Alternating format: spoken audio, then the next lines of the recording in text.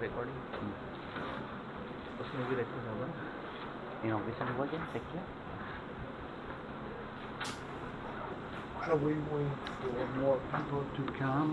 No, you can start. I can start. Thank you. Okay. So, good morning, everyone, and once again, thank you for being here with these 5 days of course, which I hope will be useful for you. As I said, I would like my lectures to be as interactive as possible. So I encourage you to raise your hand, interrupt me, ask questions, and express your views. Okay, so it's perfectly okay. Don't feel shy.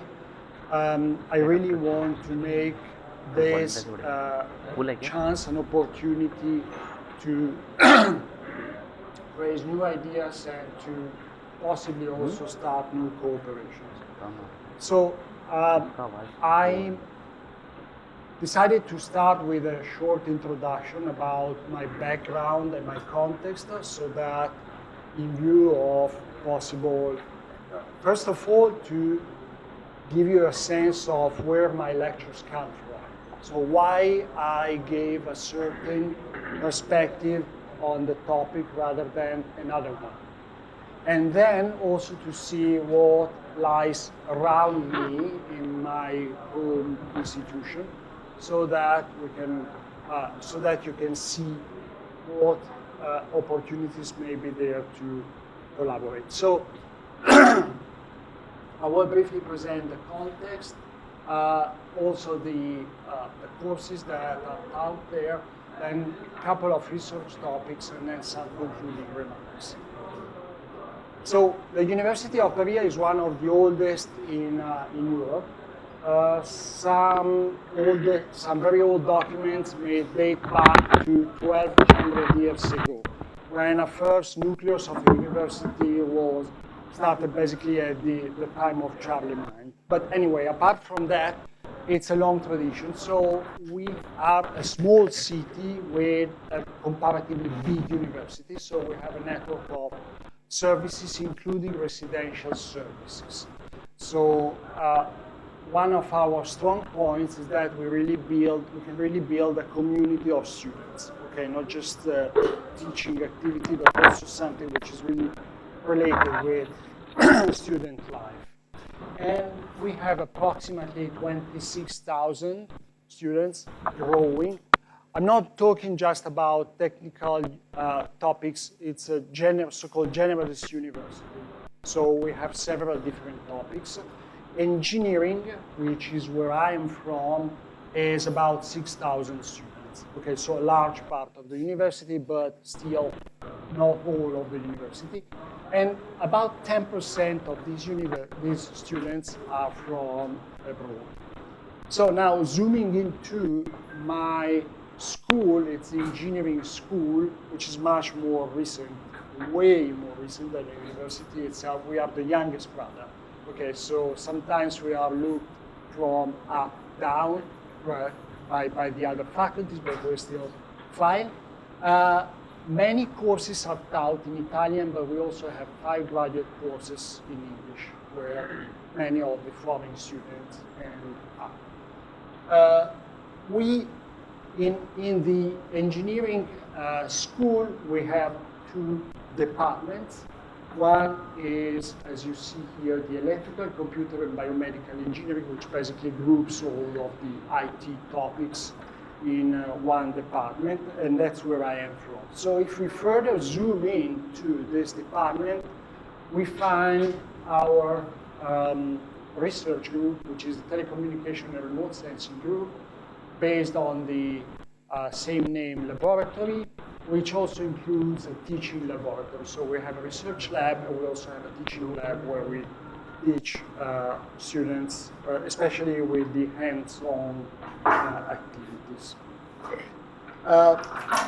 Our teaching activity are shared across the electronic engineering and computer engineering graduate courses. Okay, so the content of the courses is generally suitable for those two backgrounds, which means that we have a part of the teaching which is on how the hardware of remote sensing devices works, which is especially focused for electronic engineering students, and much of data processing, which is suitable for both courses, but it is especially interesting to computer engineering courses. So we look at both aspects of remote sensing. The subject of this course is remote sensing. When we think about remote sensing, we see both sides of the problem, the devices and the data processing. Okay? And okay, I think I can skip this. And if I move to the research areas of our lab, I could classify them into, well, basically two main topics: urban remote sensing and agricultural remote sensing. These research activities are mainly conducted by my colleague, Professor Paolo Gamba, who is very well known in the field of remote sensing. He's also been the general chair of the Geoscience and Remote Sensing Society. And I work mainly on agricultural remote sensing, hence the last lecture of this course. Both threads share some research activity with risk. So we do not do research on risk and risk modeling. Okay, that's not our job. But we have an eye, in both research threads, we have an eye on providing information which is relevant to risk computation. Okay, so like, for example, providing information to insurance companies which may be interested in knowing how many buildings are at stake in a certain area, or what loss can be caused by a certain weather event, extreme weather event, etc., etc. Just to give you a couple of examples. Okay, so this is not our focus, but we pour information into this research topic. Okay, so talking about urban remote sensing, just a few words.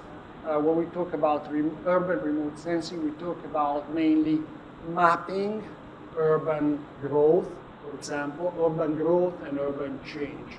So to what extent and where cities are growing. And this is what we do at a large scale, but when you move to a smaller scale, we use, for example, we identify features for individual buildings using especially artificial intelligence approach or deep learning approaches. I give this example here where we used an AI or a deep learning network to identify typical features of a building like windows or light, signs, etc.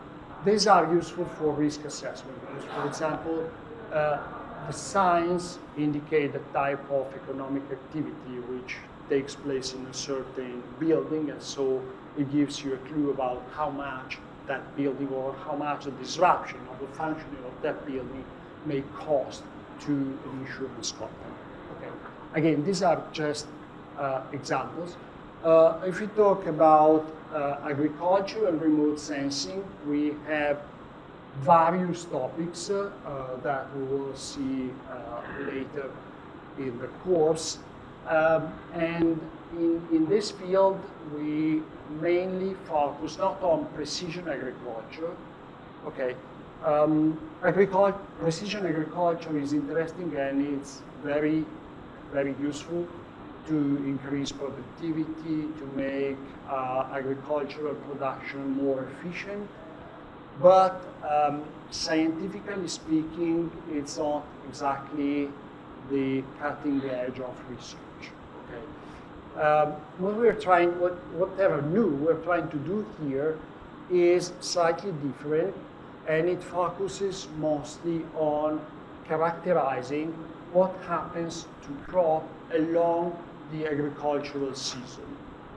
So what types of operations are carried out in the agricultural field at scale, so on a large scale, especially for purposes of inventorying, of highlighting agricultural trends without having to ask every single farmer what is going on with their field, especially in terms of, for example, certification of crops. So independently of whatever a farmer may have been declaring, what is the reality of what happened to that crop. And I'm thinking about organic certification, for example, but not only. Okay, so these are just two quick examples of what happens in our lab and what is the context I am coming from. Coming to the course, this is the programming.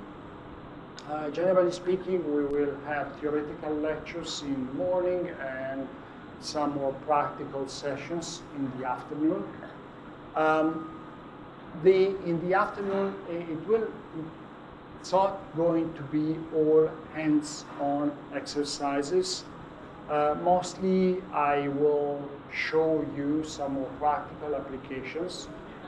If you want, I will give you suggestions for doing the exercises yourself. It's not going to take place, well, not much of it is going to take place in real time. Mostly it will be showing you how to do that, and then you can do that yourself. But a part of the theory will also be taught in the afternoon, because it's very difficult to press everything in the morning. So in the afternoon, probably the earliest part will still be some theoretical knowledge passed to you before starting the actual practical session. Okay, I hope we can withstand that, but I trust so. Okay, so what else?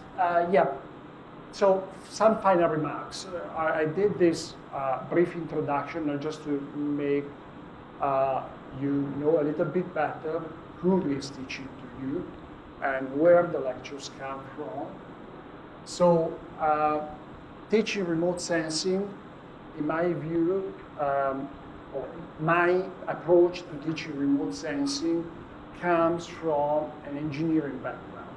Okay, so I'm not an environmental scientist, I'm not an agronomist, nothing of that. I would like to have that knowledge, but I need to make choices, obviously. I have an engineering background, so I teach remote sensing with the engineering eye. Okay, and you will probably realize that along the course. But please feel free to bring your own perspective into the lecture if you feel there's a need to. Okay. Then we do I do research on remote sensing of vegetation for agricultural and environmental applications. So I'm especially interested in research cooperation in that field, but not only. Okay, and I'm looking forward to further collaboration if any of you is interested. We are also discussing about setting up student exchanges programming, so it may be interesting for you in this respect. Okay, so let me thank again Professor Gupta and his colleagues for inviting me. Thank you for attending this course. I hope I translated it right. And yeah, I encourage you to maybe get in touch via email, but regarding email, please be aware that I receive really many emails. So don't expect quick reply times, because I really can't. But I will try and get you feedback to every one of you.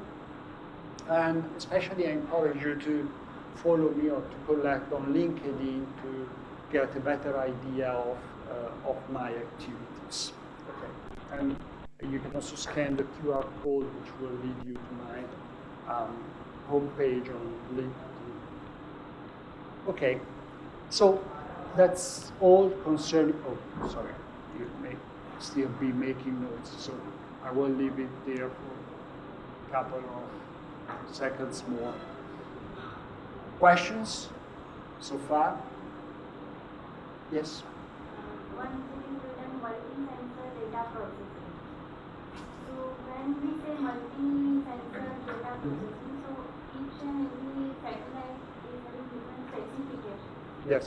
So how will we combine it together for the processing? Scaling down, scaling up, what matters? When I say multi-sensor processing, I mean mostly we have to do with satellites carrying different types of instruments, but especially different categories of instruments. Namely, we can have multispectral sensors, we can have microwave sensors, and generally there's a specialization of research on either multispectral data or microwave-based data, because naturally each of these fields is challenging. So extracting information from one type of data from the other type of data requires a specific knowledge about that.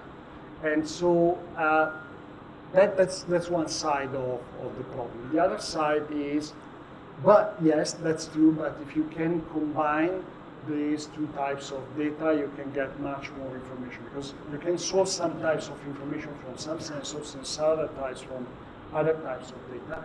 And if you can merge them together, then you can get a larger amount of information about the same object.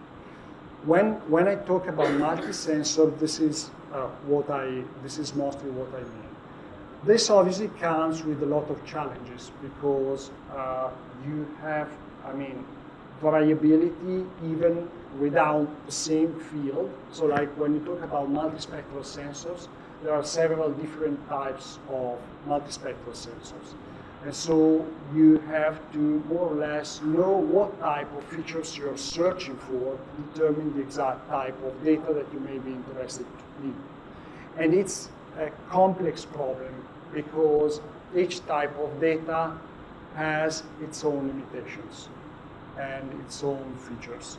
So when I say multispectral data merging, I mean being able to make your selection, to weigh the pros and cons of each type of data and find the best combination.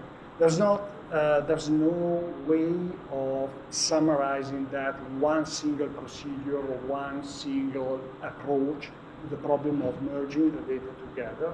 It's mostly a problem of systematizing your requirements and looking at the various types of data that are offered and see what pairing of data may work best for you. Okay. I know, the more specific answers can only be given for a specific problem. So if your question is, how can I face the problem of data fusion in general, there's no definite response. It depends on the problem at hand. Because I agree with you that there are so many different sources of data with so many different features that it's very difficult to come up with a general approach that works for everything. But what I do generally in my lectures is to highlight the features of each type of data.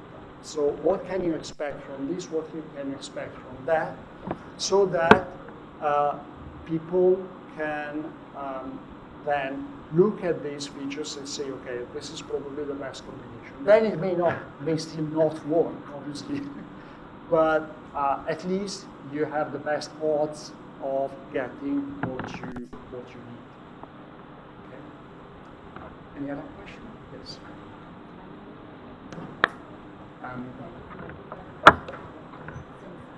Yeah. Is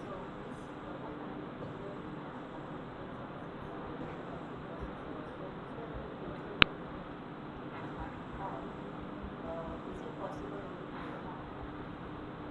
for the Okay, contact the teachers. uh, Another approach I can say that teacher, yeah. the teachers want one, teachers want other, I can. आवाज़ Yeah. बहुत कम है When I talking about नहीं ma'am फिर वो कुंगा करने लगेगा Yes. No, no, we cannot increase. Yes. It is already to the limit. when I'm talking We cannot increase the gain, ma'am. We are increasing everything. We cannot only increase one gain. second, regarding the microphone, Mhm. CMAT and Mhm. when we're talking about the future, when I Mm. Okay, thank you for the questions. I hope I can answer both of them. So when the first question is, please correct me if I am wrong. How do I do practically? How do I do fusion of different types of data? And the second question is, can I fuse C-band and L-band radar data? I think it's radar data, not passive microwave, right? You're talking about radar micro. Okay. So regarding the first question, how do I fuse data from different types? What are the approaches that I can use to data fusion when I'm really looking at data? But there are various ways. One thing you should do, first of all, to frame the problem is that you're not talking about data in general. I mean, it's not generic data, it's remotely sensitive data. So it's data that comes with time, stamp attached, and with space, location attached. Okay, so obviously, first of all, we need to be talking about the same area, which is not always obvious because, as you may know, each satellite has its own footprint, has its own shape and resolution for the footprint. So you first need to make sure that the observed area is well covered. And that's the first requirement. Then you're talking about data which is acquired in time, and that's another big problem. Because if you think of satellite data, which is what we will mostly focus on, satellite data is not acquired when you want it to be acquired. It is acquired when it is acquired. Okay? So that's one first big problem in data fusion. You don't simply put together data acquired exactly at the same moment from one spectrum of data. It may be multi-spectral data acquired one day and then radar data acquired the next day or 2 days from that, etc. etc. So the first big issue is, even before adding the features, is how do I make them match temporally? And very frequently you simply can't.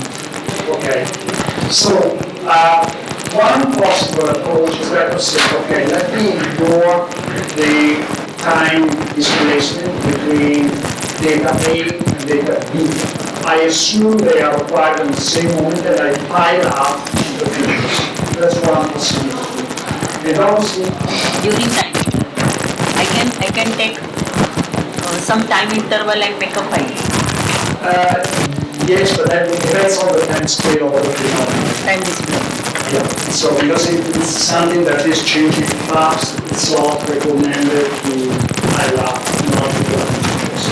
So generally, especially in agriculture, where things can change fast on the field, it's generally not recommended to pile up too many data from different applications before you move on to the next steps of processing.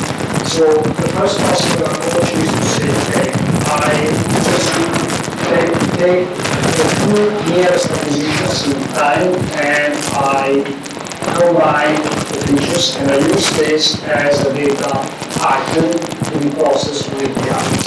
And then from that point on, I may have the temporary The other possible approach is, since you have a time axis involved, the other thing is you can stay in each domain, like for example, you can stay in the optical domain or stay in the microwave domain and look at the temporal trend and try to interpret that trend in such a way that you can take the matching interpretations. Okay? So the possible approach, and I'm talking about low level. Okay, when I say features, I'm meaning features that are extracted from the data, not more complicated features. Talking about, okay, I have the data and I do some slight processing to get to the features that I'm interested in. And so this second approach basically means I sit in either domain, I work in that domain on the temporal scale, I find the trend, and then when I do the same for the other domain, so that I have two time series, two estimations, continuous time series, and then I can come to them to have temporally matching features. That's another possible approach. The other possible approach is to use fusion at the feature level, which means that you extract features at a higher level, combining the two types of data. There are algorithms that are designed for doing that. It's all called advantages. There are also disadvantages. One is the cost of functionality, which is inherent in using so much data at once.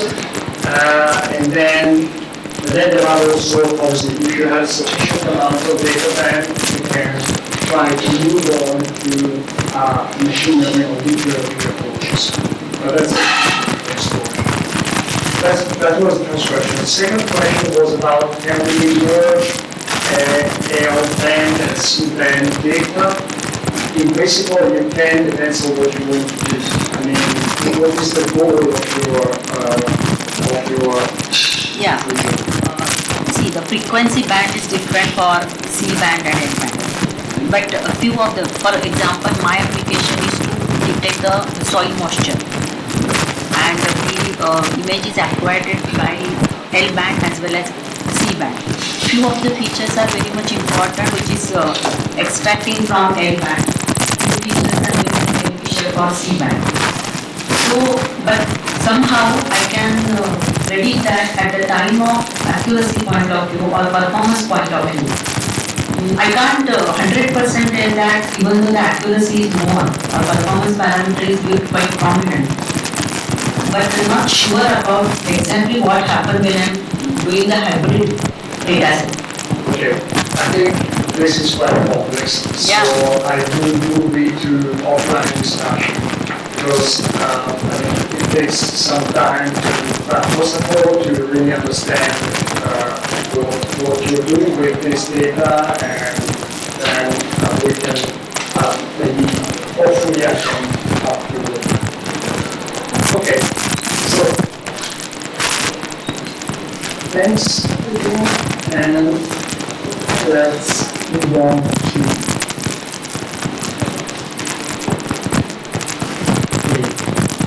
the next presentation.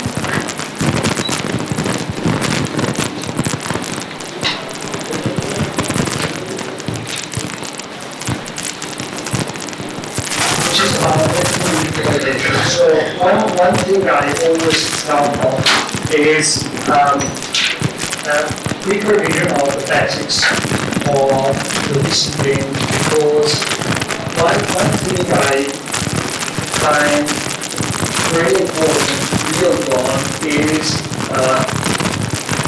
good, thorough understanding of what the numbers you're crunching when you process unique sensitive data really mean in the physical world.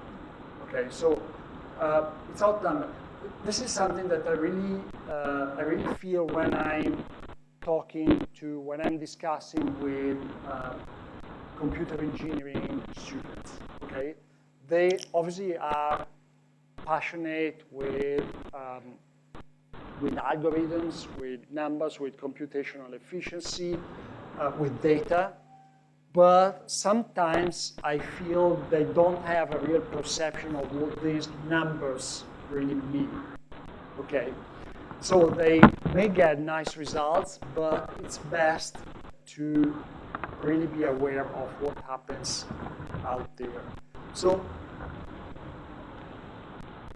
this is why I always start my courses with a quick revision of these concepts about electromagnetic radiation. By the way, just let me, talking about this, I would like to know more about your backgrounds. How many of you have basic knowledge of remote sensing, basic or advanced knowledge of remote sensing, and who else is quite new to this discipline? So who has knowledge about remote sensing? Because yeah, I suspected that. Okay. So the others are pretty new to this matter. Okay. You probably have heard about satellite remote sensing or other forms of remote sensing of Earth observation, but you never really got into the matter. Okay. So one basic concept in remote sensing is electromagnetic radiation. Why? Because when we talk about remote sensing, naturally, as the definition, as the word says, remote sensing says it's sensing something from a remote location. Okay, so if you're sensing something from far away, it means that you're transporting information from one place to another, from the observed to the observer. Who can do the job for you? It's electromagnetic radiation, which usually does the job. Why? Because it has two very nice features. One is the fact that it doesn't need any physical support. You don't have to connect a wire between the satellite and the observed area to transport the information. It's wireless, if I could say so, and it's the fastest possible propagation of information. So whatever happens down on the Earth takes only a few milliseconds, even less than milliseconds, to get to the satellite. Okay. So naturally, we go for electromagnetic radiation to do the job. And this scheme is a bit old. You can tell it from how the computing system is represented. But I still use it because I think it's still significant. It's very interesting because it summarizes what remote sensing is about. Remote sensing is about, remote sensing for Earth observation is about having something to observe on the Earth's surface and having a physical system, part of which is provided by nature itself, which acquires information in the form of data and then squeezes information out from this data to get to the user, to deliver this information to the users, okay? For a very broad range of possible application. Yield estimation, urban mapping, disaster mapping, resource monitoring, whatever, okay? Even looking in the backyard of your neighbor, whatever. Security, name one, it's there, okay? So it's a very general scheme, but the interesting part for us is, okay, who does the job in the physical world? It's the electromagnetic radiation. The basic concept of remote sensing is I have something which in the case of multispectral data is generally the sun, which provides to me a wealth of radiation for free. This radiation goes to the observed area, and that radiation which goes to the observed area is the same for all, okay, at least in the area that I am observing. It's the same for all, but then when it lands on the Earth's surface, it interacts with the objects that are located there on the Earth's surface, and part of it is reflected, but the part that is reflected is determined by whatever object was encountered by the incoming radiation. And that's a key concept to remote sensing. Whatever radiation leaves the observed object has been changed with respect to the incoming radiation by the very nature of the object itself. Okay? So if I can intercept that radiation, I can somehow read the message which is contained in that radiation, a message that was collected by interacting with the object. It is through this interaction that the reflected radiation collects the information, collects a message, which can be either lost if no one collects it, or it can be read and understood if I place a technical device that intercepts the radiation, measures it, and provides me a raw data set from which I can understand my variable of interest. Soil humidity, for example, or spectral reflectance, or ultimately health status of vegetation, whatever I'm interested in. But the basic point is here. There's an interaction, and that's physics. It's not technology, okay? It's physics. Where I put the technology is here, where I read the message and I pass on the data to the further stages of processing. So like data set should be at what height? ये मिल गया The reflection कौन सा? from third surface Yes. of the object. कितने लाए? And the intercept of the data, it should be at what height? कुछ batteries भी लाया है There are various options, each one with its own advantage and disadvantage. I generally talk about satellites, very conservative satellites, which are mostly found between, let's say, 450 and 1,000 kilometers of weight. Okay. So, technically speaking, they're far out of the atmosphere. We don't want to stay in the atmosphere for various reasons. So, the satellites do their job at these heights. You can do remote sensing even in the atmosphere. So nowadays, it's very common to use UAVs, for example, drones, to do remote sensing. But that's, I mean, many principles are shared. This idea is for sure shared. This is a basic concept which is shared across all the domains of remote sensing. Reflecting means collecting information. But technically, you can implement it in very different ways. And the way I will focus on is this spaceborne platforms. Okay. Any other question? Are you okay with this concept? Okay.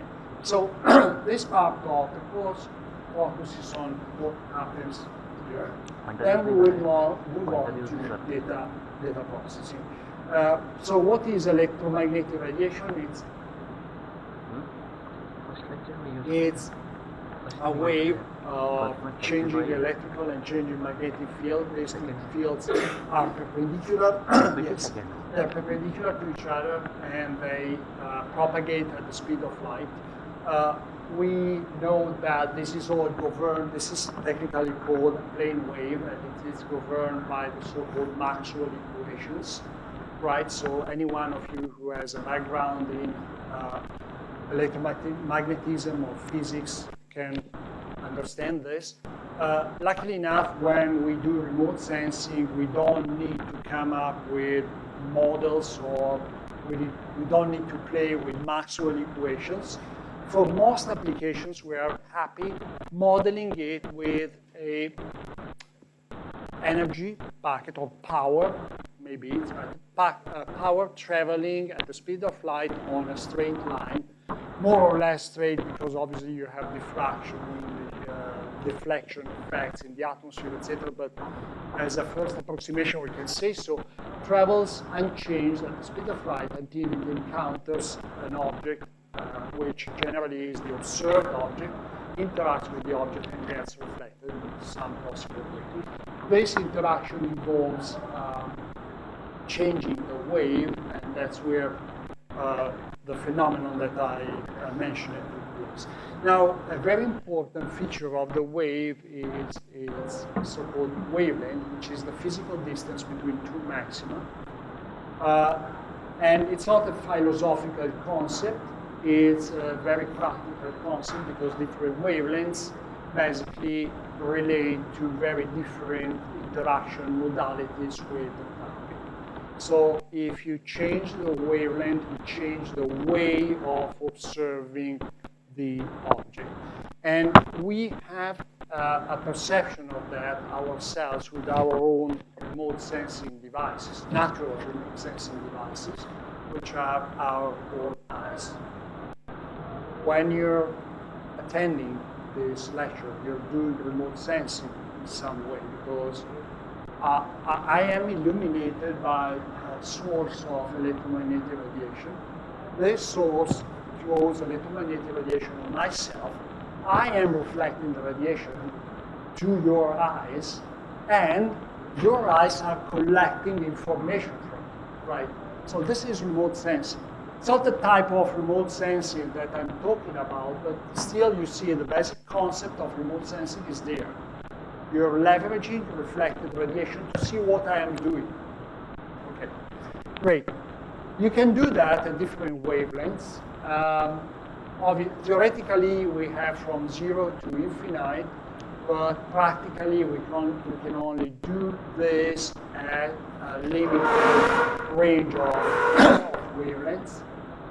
And we usually reason, if we think of satellite-based remote sensing, we consider these ranges ultraviolet, less than 0.4 micron, but this is rarely used because it has a number of issues. Visible between 0.4 microns of wavelength and 0.7 microns, then infrared beyond 0.7 up to a few microns, and then you have the microwaves, which means, well, not split millimeter, but I would say low centimeters. Okay, and you may notice there's a big gap here between microns and millimeters or centimeters, whatever. And there's another gap here because it said smaller than 0.4, but then there's little space here. So basically, from 0 to 0.4 roughly doesn't work. From microns to millimeters doesn't work. And then up, okay, this is a gray area, but still we can see there's a significant gap here. Why is such gap there? Because of the atmosphere. When you operate an Earth observation satellite, you need to take into account that your way is not completely clear. You have a satellite here, you have the Earth down there, you have the sun up there, and the traveling waves have to go through the atmosphere twice, downbound and upbound, okay? And so the atmosphere may have a significant impact on them to the point that you can no longer use that radiation because it gets completely suppressed by the atmosphere. In this scheme, we have the so-called electromagnetic spectrum with all the possible wavelengths. And on the vertical axis, you have the behavior of the atmosphere expressed in terms of how much of the transiting radiation is absorbed. Whatever is absorbed doesn't get to the other side of the trip. So when you have the full extent of absorption, 100%, no radiation will ever be recorded by the satellite. And the atmosphere is quite peaky in this. You see, it basically removes all the radiation with wavelengths shorter than 0.4. Luckily for us, I could say, because this is harmful to the human body. But on the other hand, it's also not usable for doing remote sensing. So we can start doing remote sensing at the so-called visible range. Visible range is called visible because it's that small portion of the electromagnetic spectrum that we can perceive with our own eyes. When you're doing remote sensing of this lecture, your sensors are operating here in this narrow fraction of the spectrum. Then we have the so-called optical window, which is between a fraction of microns to some 12 or 14 microns, depending on the area. This is called the optical window. And then it goes blank again, and that's the reason for the gap that I showed you in the previous table. And then it opens up again when you roam around millimeters to centimeters. It doesn't work very well. Usually you don't operate your systems here. You start with centimeters, for example, with band X, 3 centimeters, okay? It gets clearer, so you can operate confidently here. And then you have the so-called microwave window. This is the reason why historically two very different types of remote sensing were developed. One was the so-called optical remote sensing, and the other one was called microwave remote sensing, with very different features and very different observables. Okay, so if you want to observe a certain variable, generally there's one best field in which to play, because some variables are best seen in one field, some other variables are best seen in the other field. This links to the discussion we had earlier after the question of your meeting. Okay, so as a very, very general and broad rule, if you want to learn something about the chemical composition of an object, if you want to identify the material that a certain object is made of, you usually look at this area. If you want to identify other parameters, such, for example, electrical conductivity, so if you want to tell metal from isolating matter, or you want to identify humidity, presence of water, if you want to identify density, then this is where you may want to look. Okay. And the two sets tend to be quite different from each other. That's the reason why we think of data fusion, in order to be able to get a more complete range of information items about the object that you're interested in. Okay. And if you hold the applications of these two Sorry? applications of these two categories? These are very broad. Generally, I mean, I can tell more than the applications. I can tell you the type of information that you can get from them. But frequently, every application picks up something from one or something from the other. Like, for example, if you think of agricultural applications, which I know best, agricultural applications, for example, use this part of the spectrum in order to source information about the health status of the plants. And from health status, you can see many different applications. Or you can use this part of the spectrum to derive information about soil humidity, about density of the plants, about the level of development of the limbs and branches, and things like that. From which you can then think of applications. Like, for example, precision agriculture uses mostly this because of the highest level of spatial resolution, but it can also use pieces of data from this because soil humidity is also relevant to precision agriculture. So it's generally a mix. There's no clear boundary between applications on using one or using the other type of data.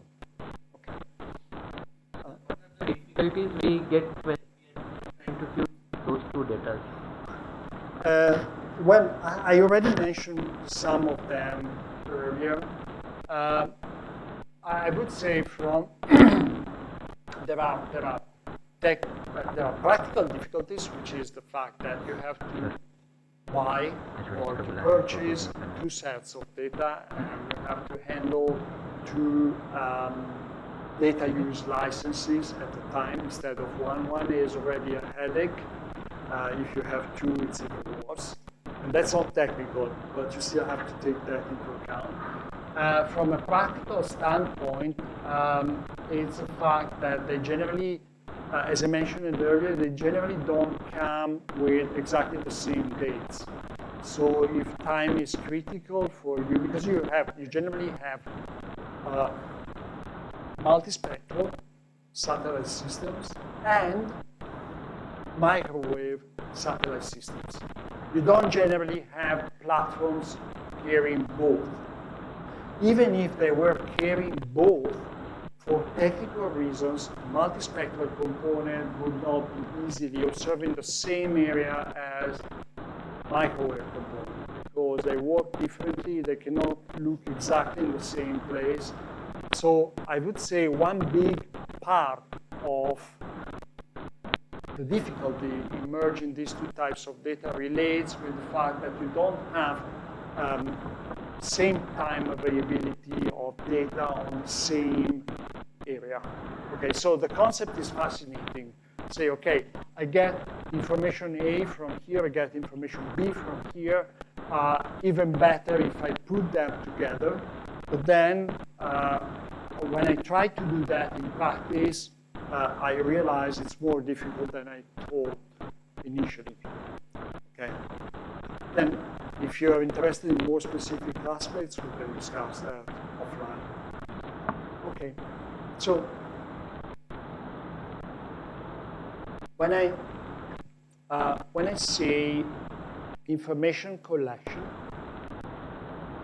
and especially the determination of the type of material which I am observing, one important concept to understand is that of the spectral reflectance. So this means like zooming into the concept of reflected radiation, which has recorded somehow the features of the observed object. What do I mean by has recorded the feature of the object? Well, a simple way of explaining it is like it's that of an energy balance.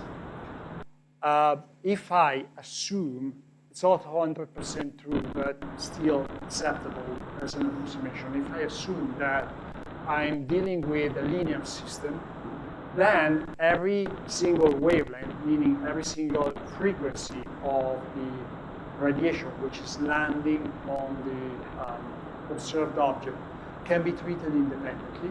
So because there's no pouring of energy across wavelengths. So at every wavelength, I have an energy balance between the energy which lands on the surface, and part of it is absorbed and part of it is reflected, right?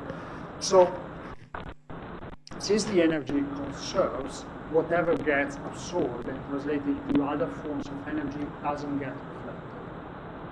But the energy which is absorbed depends on the chemical composition, depends on the resonating frequencies of the molecules which compose the target. That's the important point. When radiation lands on a target, it's a wave of electromagnetic radiation.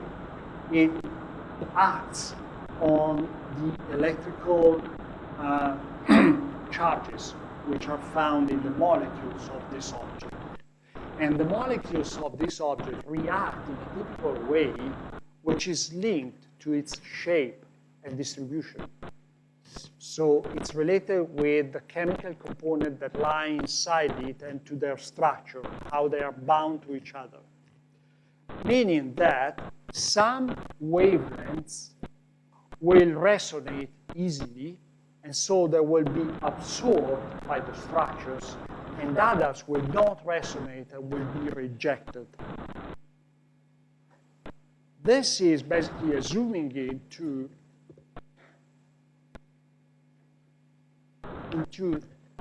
this concept. Why do I get a reflection which is linked to what is found here? Because whatever lands there gets selectively absorbed. Different wavelengths will be absorbed to a different extent because I have different structures, different molecules, different atoms inside that structure. Does that make sense to you? When I operate the system in this area of the spectrum, I'm operating on frequencies which are comparable to resonances, to resonant frequencies of the molecules.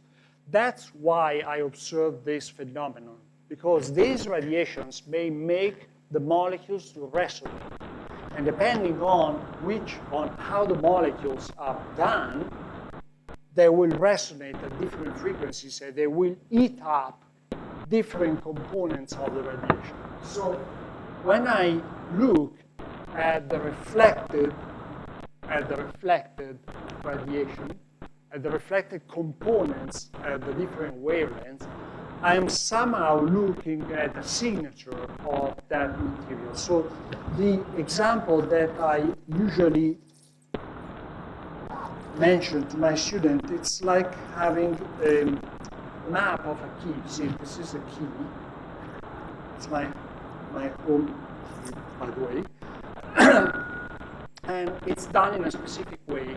And the lock recognizes it because it recognizes the shape. Okay? And so I can open my door because this is a recognizable shape. Other locks have different shapes.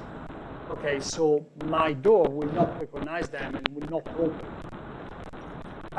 When you do optical remote sensing, multispectral remote sensing, you're somehow reading the key, the shape of the key that comes out from that specific target, and you can relate that to some known types of material. And so you can do a basic operation in remote sensing, which is called land cover classification. So because of this phenomenon, for example, vegetation will react in a certain way. One type of vegetation will react in a different way with respect to another type of vegetation. And both will generate a trend which is very different, for example, from bare soil or from urban land cover, etc., etc. And I call it land cover, but actually what I'm looking at is the chemical composition.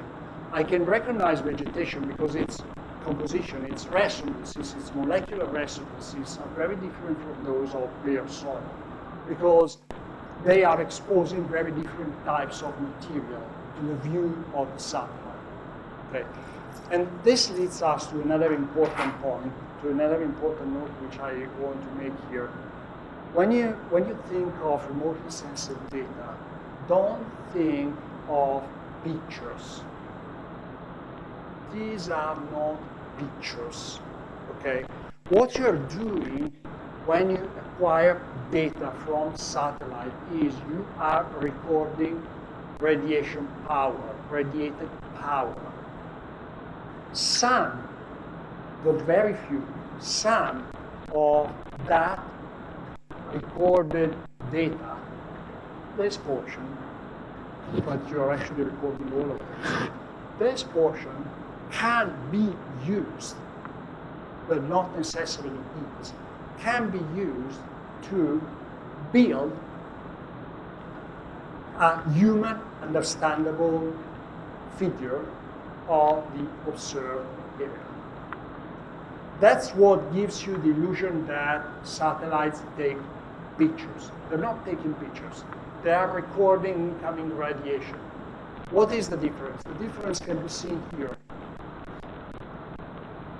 practical difference is when you talk about the picture, you're talking about this amount of information. When you talk about multispectral acquisitions, you're talking about this amount of information. It's a lot more, of which you can only see a small fraction if you just look at the picture, okay? So the picture is still important because, for example, all the computer vision, but maybe not all, but the most of the computer vision approaches to remotely sensitive data processing originated from this, from the fact that you can actually think of it as an image and you can process it as if it was an image. But again, it's not an image. It's a recording of incoming power which has a physical meaning, and you need to leverage the physical meaning if you really want to understand what is going on there. Okay? Naturally, you're welcome to look at the picture, but that's only really a small part of the story. Now, what time is 11:45. Sorry? 11:45, right? 11:40. We have, I think, 10 minutes break. Yeah, we should have a break now, right? I don't know. The program says I have already gone beyond the program because this is, it was supposed to end at 11:30. So I think if you agree, we can take maybe a short break now. I can discuss offline during the break with some of you if anyone has any question. And then we will resume in 10 minutes. Is it okay for you? Okay. So thank you, and see you in 10 minutes.